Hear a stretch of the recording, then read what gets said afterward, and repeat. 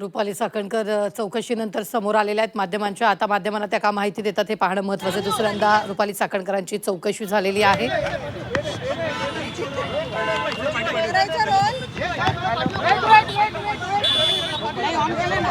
रुपाली चाकणकर आता माध्यमांशी काही वेळातच संवाद साधणार आहे. पण जर पाहिलं तर भोंदू खरात प्रकरणी रुपाली चाकणकरांची आधीही चौकशी झालेली आहे आणि आता ही आजची दुसरी चौकशी होती. आज चौकशीतून काय नेमकं विचारण्यात आलं हे सुद्धा आपल्याला काही वेळातच कळेल. मात्र रुपाली चाकणकर अगदी काही सेकंदांमध्ये माध्यमांशी संवाद साधतात. जेव्हा जेव्हा चौकशीला बोलवलं त्यावेळेस आम्ही उपस्थित राहिलेलो आहे. या अगोदर अनेक बातम्यांचा विपर्यास केला गेलेला आहे, चुकीच्या बातम्या पसरवल्यात, ते मला आवर्जून सांगायचं आहे. ज्यावेळेस मला आणि माझ्या फॅमिलीला बोलवलं गेलं, अगदी किंबहुना शिर्डी पोलीस स्टेशनमध्ये माझी बहीण आणि पुतण्या आम्ही सोशल मीडियाच्या माध्यमातून बातमी पाहिली आणि नोटीस मिळण्यापूर्वी 3 दिवस अगोदर गेलो होतो आणि पूर्णपणे सहकार्य आम्ही या तपास यंत्रणेला केलेलं आहे. मीनाक्षी, आवर्जून सांगायचं म्हणजे हे 11 ते 7 वाजेपर्यंतची ही वेळ आहे. याच्यामध्ये 4-4.5 तासाची चौकशी झाली. याच्यामध्ये जबाब नोंदवणं, टाईप करणं, लिहून घेणं, मधला लंच ब्रेक असा बराचसा काळ होता. पण त्यांचे जे काही प्रश्न होते त्या सगळ्या प्रश्नांची उत्तरं दिलेत आणि मी पहिल्या दिवशी जे सांगितलं होतं ते आजही सांगते. खरात प्रकरणामध्ये खराशी आमचा कोणताही आर्थिक व्यवहार नव्हता, कोणत्याही जमिनीमध्ये आम्ही पार्टनर नव्हतो.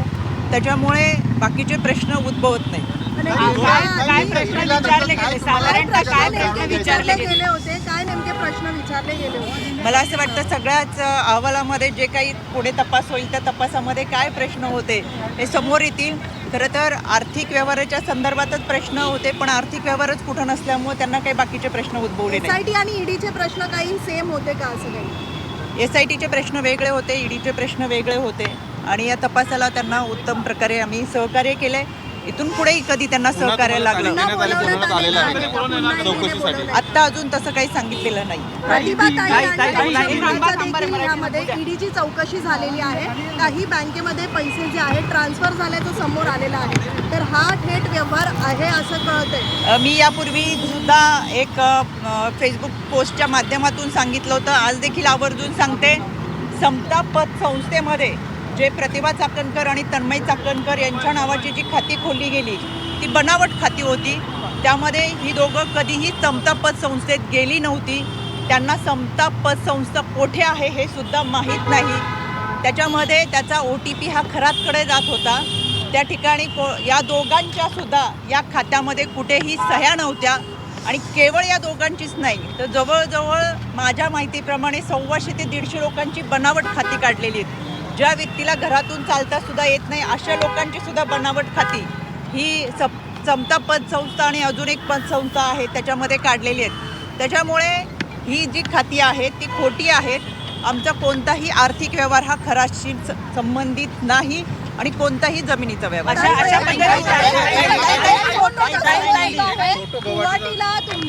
गुवाहाटीला गेलेला होता का खरात यांच्याबरोबर?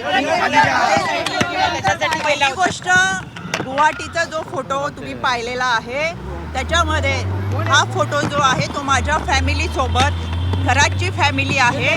दुसरी गोष्ट, आम्ही खरातसोबत प्रवास केलेला नाही. खरात त्याच्या फॅमिलीबरोबर अनेक ट्रस्टी मेंबरबरोबर दर्शनासाठी तिथे पोचल्यानंतर यापूर्वी माझ्या कुटुंबाने कधीही दर्शन केलेलं नव्हतं आणि त्यावेळेचा आमचा भाव असा होता की आपल्याला आपल्या गुरुबरोबर जर दर्शन करता आलं तो आध्यात्मिक भाव म्हणून आम्ही स्वतंत्र पुण्यावरून प्रवास करून गेलो होतो आणि तिथं सोबत आम्ही दर्शन घेतलं होतं. त्याच्यानंतरचा त्यांचा प्रवास त्यांच्या लोकांसमवेत होता. खरात अनेक लोकांबरोबर त्याच्या कुटुंबाबरोबर तिथे आलेला होता. त्याच्यामुळे आपण दर्शनाला अनेक ठिकाणी जातो, तो एक आध्यात्मिक भाव होता. 17 तारखेला अरेस्ट केल्यानंतर लक्षात आलं की तो आरोपी आहे. तोपर्यंत खरं तर आपण पाहताय अनेक क्षेत्रातील अनेक मान्यवर हे त्याला गुरु मानत होते, दर्शनासाठी जात होते. तीच आमची भावना होती आणि एक प्रामाणिक श्रद्धा आम्ही ठेवली होती. त्याच्यामुळे साहजिक तो एक श्रद्धेचा भाग होता.